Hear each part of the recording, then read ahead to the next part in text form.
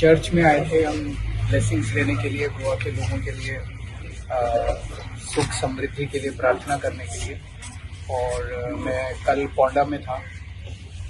पोंडा में कई लोगों से बात हुई और हेल्थ फैसिलिटीज़ को लेके बहुत ज़्यादा परेशान है लोग। जैसे पोंडा में एक सब डिविजनल आईडी हॉस्पिटल है और वहाँ पे कोई फैसिलिटीज़ नहीं है, डॉक्टर्स की कमी है, मशीनें काम नहीं करती हैं, दवाइयाँ बनती नहीं हैं, लोगों का इलाज होता नहीं है, लोग बहुत ज़्यादा परेशान हैं।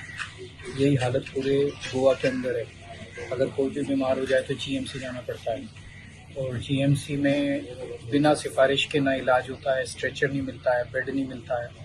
तो पूरे गोवा के अंदर मेडिकल फैसिलिटीज़ का बहुत बुरा हाल है।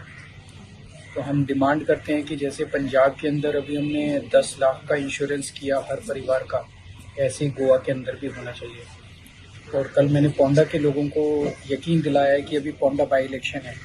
पोंडा में अगर वो आम आदमी पार्टी का एमएलए बनाते हैं तो सबसे पहला काम हम ये करेंगे, जो सब डिविजनल हॉस्पिटल है, आई सब डिविजनल आईडी हॉस्पिटल, उसमें सारी फैसिलिटीज़ तुरंत मुहैया कराएंगे और ताकि लोगों को, वहाँ के लोगों को उसका फायदा हो सके।